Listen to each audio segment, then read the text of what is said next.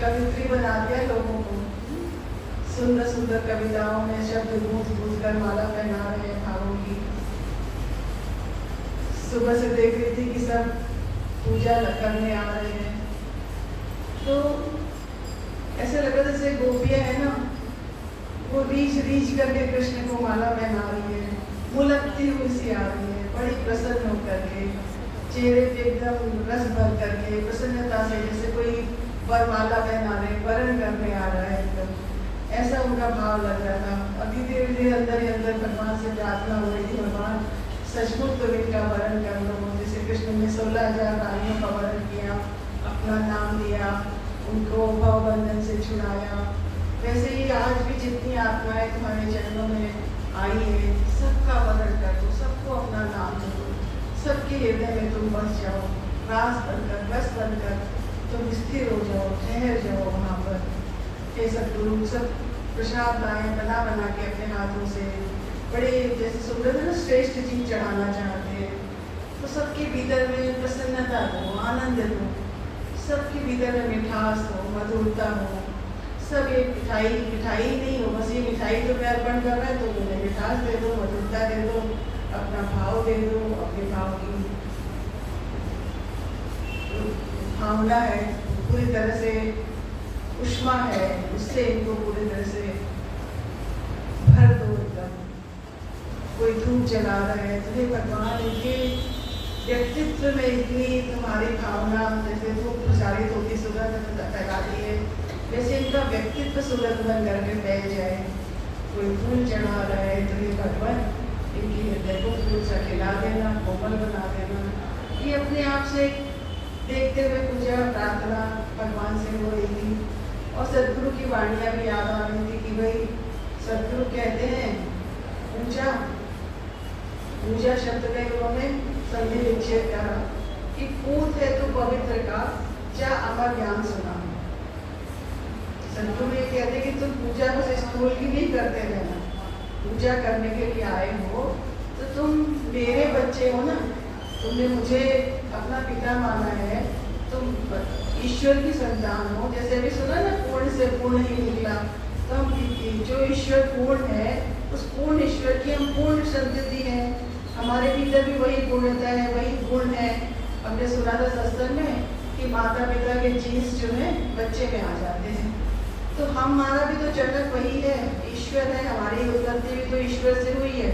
ईश्वर अर्ष जीवन विलासी, सुनते आए हम लोग चेतन अमल सहस्रासी, तो जो ईश्वर का गुण है वो हमारे भीतर है, वो जीन्स हमारे भीतर भी है, बस वो जीन्स है, वो जीन्स को जगाना, उस जीन्स को बताना, वो सदगुरु अपना जी जान लगा कर यहाँ पे डालते हैं। यही बात हम सत्संग में सुने और बहुत अच्छी लगी मुझे कि वास्तव में सारे गुण ईश्वर वाले हमारे भीतर हैं, लेकिन वो जागते तब में जब हम सदगुरु के द्वार पर आ जाए। इसीलिए सदगुरु की निरंतर हमें प्रार्थना करते हैं, जो छूटता है वो रुकता नहीं है, इस तरह से हमें जीवन में समझ में आता है। यही एक भजन जो अब हमने आज यहाँ सुने, वही सब मन में गूंज रहे थे, और एक भजन याद आया जा रहा था सुबह से कि ये पूर्ण पूर्णता के निज साज सजाओ, इस पुण्य भूमि में निज गौरव बरसाओ। ये शत शत कंठ पुकार रहे हैं, शत शत कंठ पुकार रहे हैं तुम्हें, आज का साज निरख ले आओ। आज सदगुरु के मंदिर में भक्तों का साज भी है और भगवान का श्रृंगार भी है, सब अपने आप में से बोलते हैं मैं तुझे सजाऊं, तुम मुझे सजा देना। तो इतना सुंदर श्रृंगार, इतना भक्तों ने अपना दिल निकाल निकाल के रखा है यहाँ पर, उस दिल को तुम स्वीकार कर लेना, एक पूर्ण पूर्णता के साथ सजाओ और आज का साज रखने आओ। सदगुरु से यही प्रार्थना करते हैं कि आज का साज, हमारे भीतर का साज भी देखो और बाहर का साज भी देखो, और तुम हमारे ऊपर आशीर्वाद की वर्षा करो। ऐसा जीवन हमें सदगुरु की कृपा से मिलता है, ऐसी प्रार्थनाएं भी हमारे भीतर सदगुरु की कृपा से मिलती हैं। जैसे भजन सुना ना कि ओम गुरु हरि गुरु बोल, बन जाएगा जीवन हमारा अनमोल।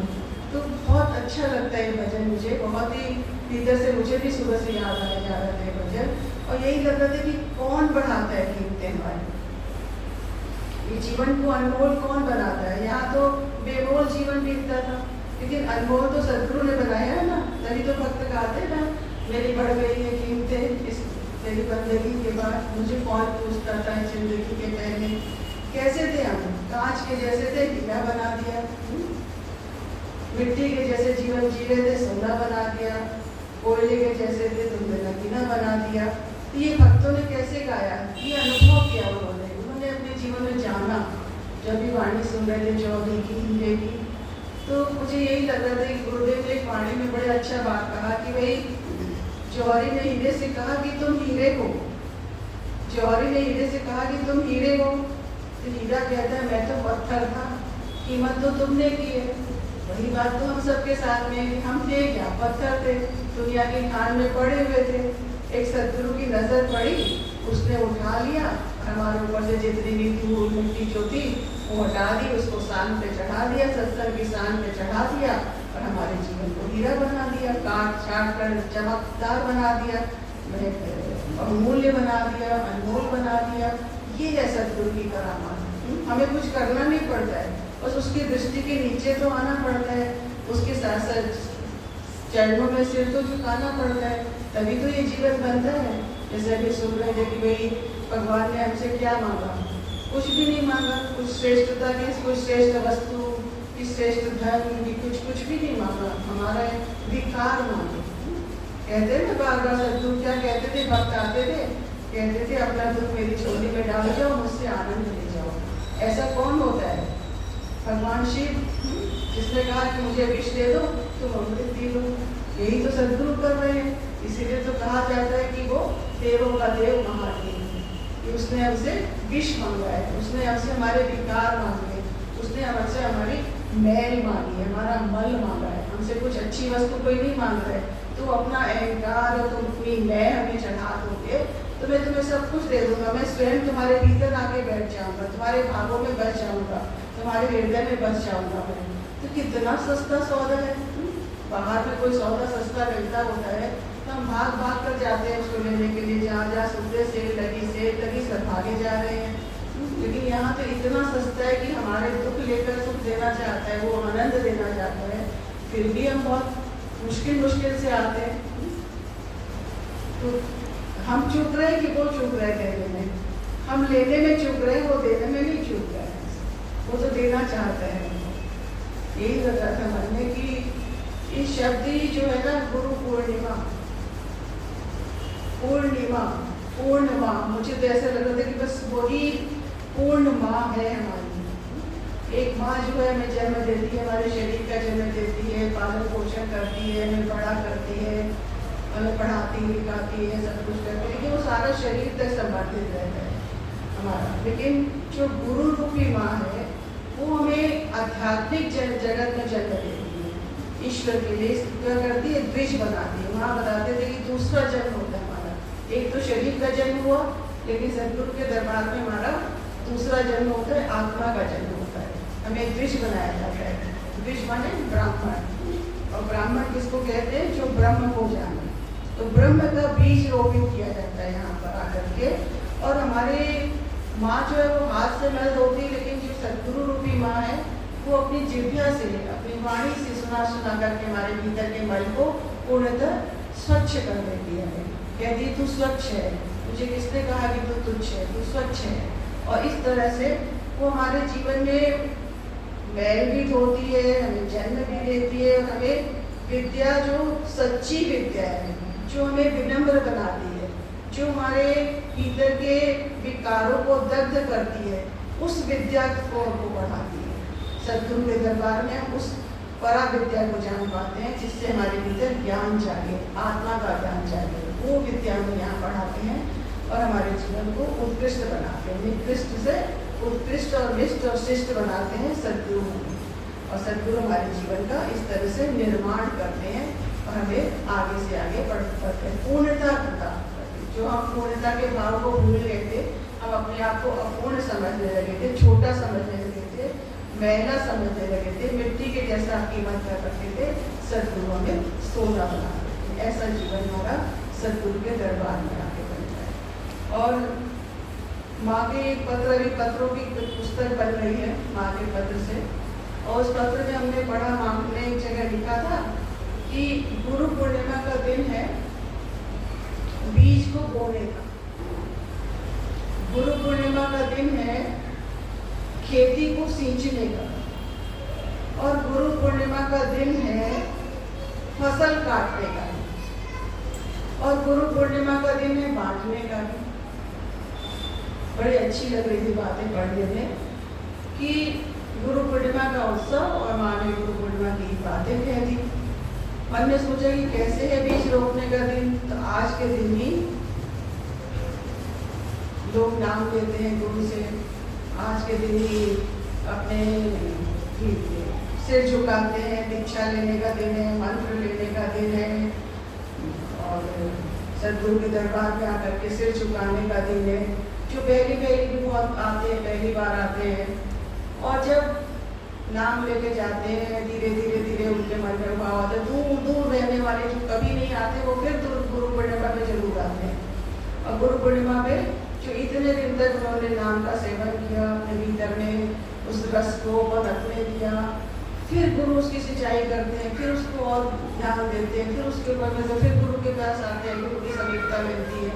और फिर तीसरी स्थिति होती है कि फसल काटने की, मतलब धीरे धीरे हमारी स्थिति जो होती है वो हमारे अंदर में वो गुरु का रस जो है हमारे रस में व्याप्त हो जाता है। जैसे खून का संचार होता है ज़्यादातर हमारे पूरे शरीर में, वैसे ही रस का संचार होने लग जाता है। और उस रस को संचार होने के बाद में गुरु बोलते हैं अब तुम्हारी फसल काटने का समय आ गया, अब तुम सबको बांटो। सिर्फ तुम अपने पास ही नहीं रखो, जो सदगुरु ने तुम्हें दिया है वो तुम सबको बांटो। अपने रस से जैसे दिया चलता हुआ दीपक दूसरे दीपकों को जलाता है, जैसे तुम्हारे पास बहुत धन है प्रचुर मात्रा में, तो तुम सबको बांटो।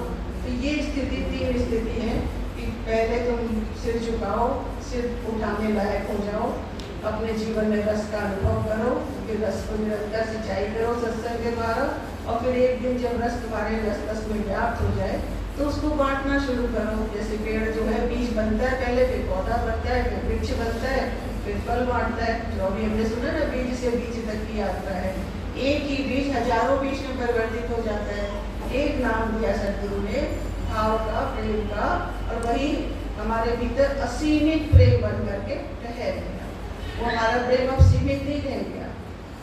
जैसे माँ की कई बातें याद आ जाती है आज के दिन के लिए कि माँ ने एक बार कहा था कि इसे व्यास पूर्णिमा कहते हैं, और वेद व्यास जी की पूजा हुई थी पहली बार गुरु मान करके, तभी से ये गुरु परंपरा शुरू हुई है।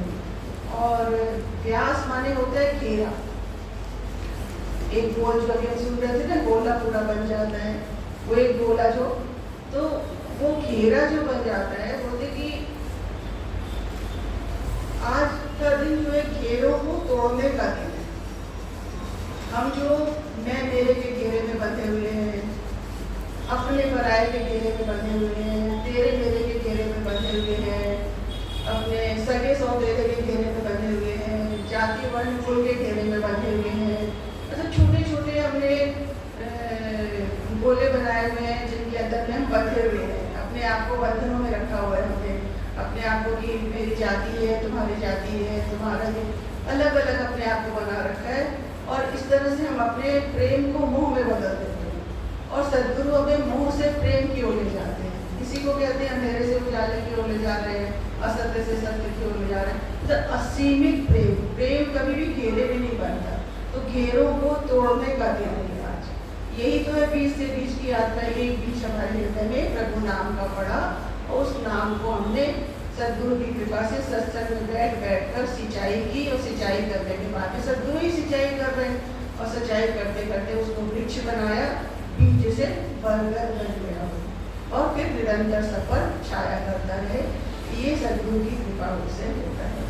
तो हमें बीज से बीज तक की यात्रा करनी है, अपने अंदर भी उस अवस्था तक पहुंचना है कि हमारे भीतर से भी वही भाव प्रकट होने लगे जो सदगुरु के भाव सदगुरु हमें देना चाहते हैं और हमसे बंटवाना चाहते हैं। श्रेय तो सारा उसी का है, तुम्हारा कुछ भी नहीं है। और बस यही बातें मन में आते आते एक आ रहा था कि एक व्यक्ति ने पूछा, एक शिष्य ने, सुन रहे थे ना गुरु और शिष्य का दिन है, जोड़ी है ये गुरु और शिष्य की। तो एक शिष्य ने गुरु से पूछा कि भाई कुछ लोग कहते हैं कि ये जीवन जो है ना बहुत संघर्ष में है। और कुछ लोग कहते हैं कि जीवन एक खेल है, और कुछ लोग कहते हैं कि जीवन एक उत्सव है। तो सही कौन सा है?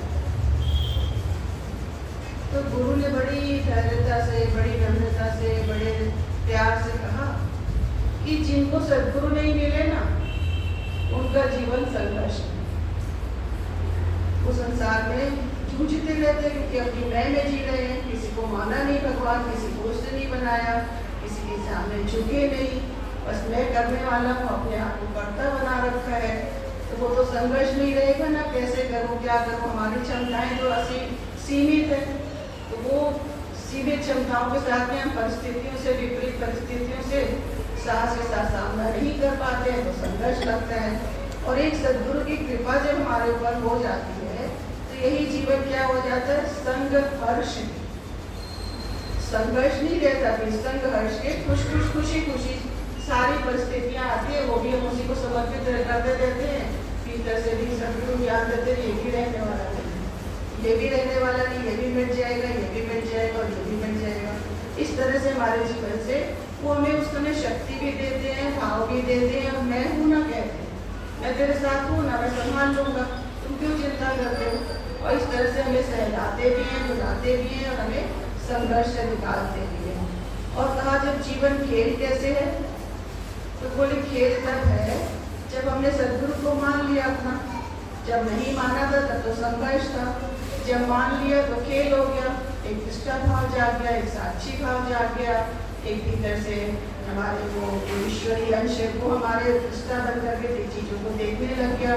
संसार तो एक रंग बन जाए, यहाँ तो सब अपना अपना खेल खेलने आए हैं। अलग अलग तरह से हमारे भीतर से वो साक्षी भाव, निष्ठा भाव, वो ज्ञान, वो रस, वो भाव सब जागने लग जाता है।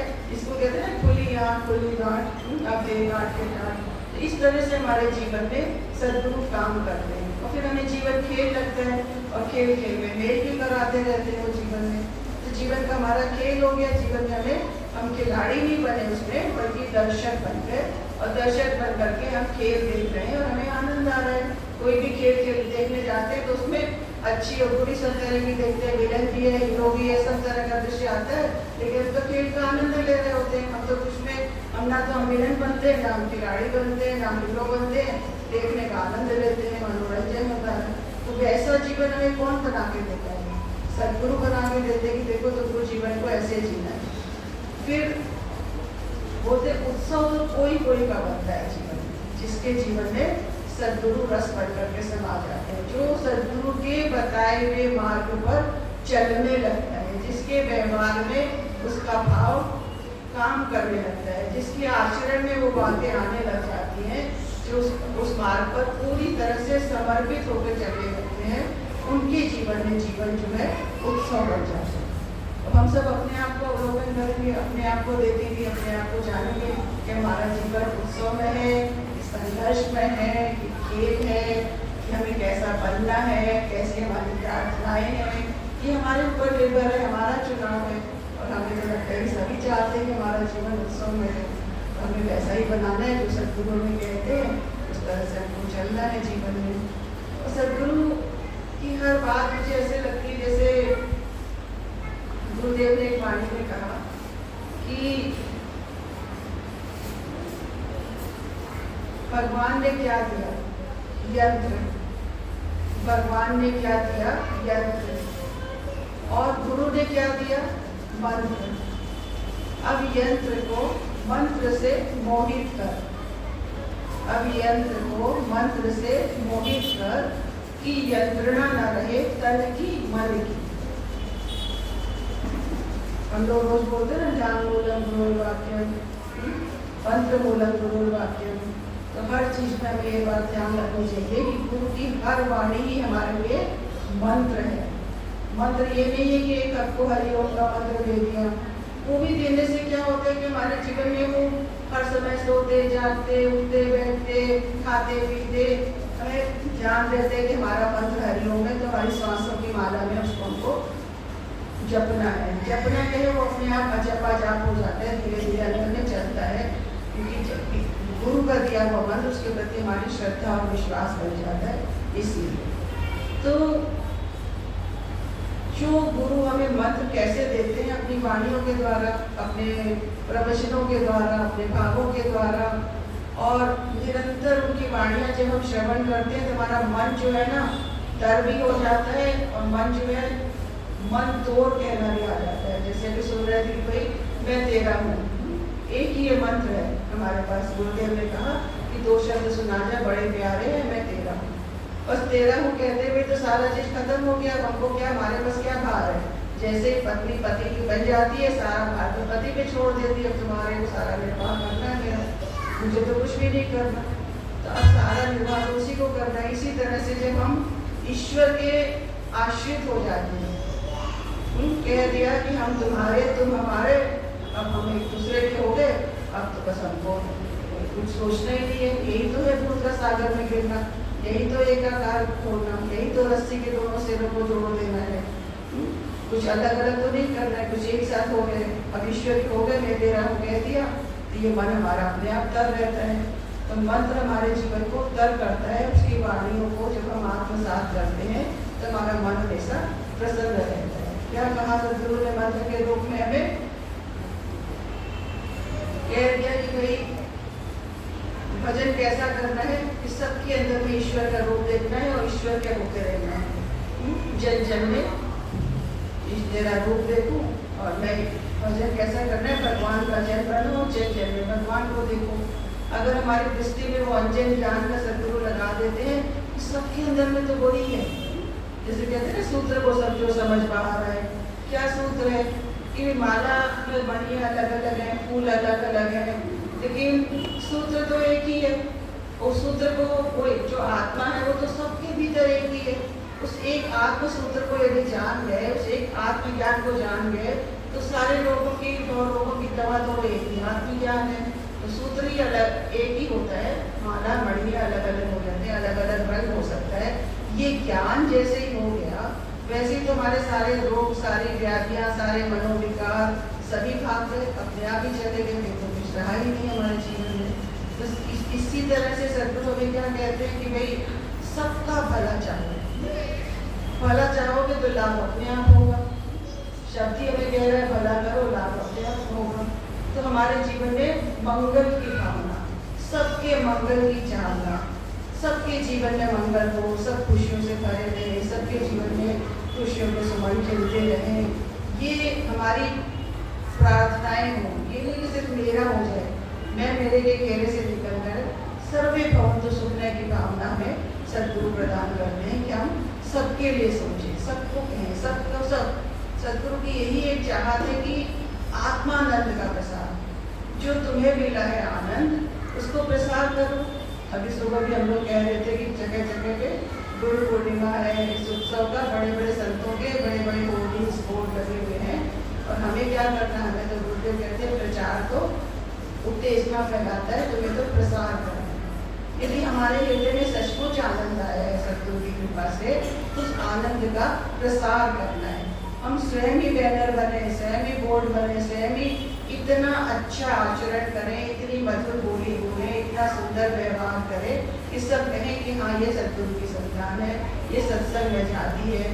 तो यही हमारे जीवन में आत्मानंद का प्रसार करना है।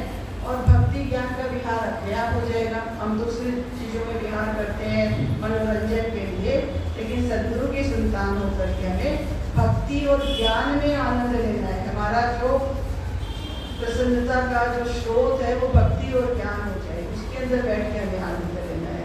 तो इस तरह के मंत्र हमें सदगुरु सिखाते हैं कि तुम्हें शांति और एकता का प्रचार करना है जीवन में। ये जो धर्म में चल रहे हैं ना, हिंदू मुस्लिम ईसाई का, इसका उसका धर्म को जो ऊपर से जो जिन्होंने ऊपरी धर्म को माना है, कर्म कांड को माना है, वो सब तो लड़ाई झगड़े में धर्म की संकीर्णता में जीते हैं। और सदगुरु में धर्म की संकीर्णता में जीना नहीं सिखाते, बल्कि एकता का भाव, शांति का भाव, संतोष का भाव। अभी हमने सुना था ना सत्संग में, संत दे शांति। शांति जो देता है, संतोष जो देता है, वो संत ही देता है हमारे जीवन में। और तब हमारे जीवन होता है, तब हमारे जीवन में जीव मात्र के उद्धार की भावना जागती है सदगुरु की कृपा से। सब जीवों का उद्धार हो, सिर्फ मेरा नहीं हो, सिर्फ मेरे परिवार का नहीं हो, सबका उद्धार हो, ये भाव हमारा जागा है। तो हमने गुरु पूर्णिमा मनाई, तो हम पूर्णता के भाव में जी रहे हैं। फिर हम किसी से भी अलग नहीं है, सब कोई भी पराया नहीं है, सब हमारे हैं, सब अपने हैं। इस भाव में जीना सदगुरु हमें सिखाते हैं। और इस तरह से हम अपने जीवन में कोई भी हमारी मानसिक यंत्रणा भी नहीं रहती और शारीरिक भी नहीं रहती। तो कहा गुरुदेव ने, भगवान ने हमें यंत्र दिया, ये शरीर रूपी यंत्र दिया, और गुरु ने हमें मंत्र दिया अपनी वाणी के द्वारा। और इस यंत्र को, इस शरीर रूपी यंत्र को मंत्र से मोहित करो कि यंत्रणा न रहे तन की मन की।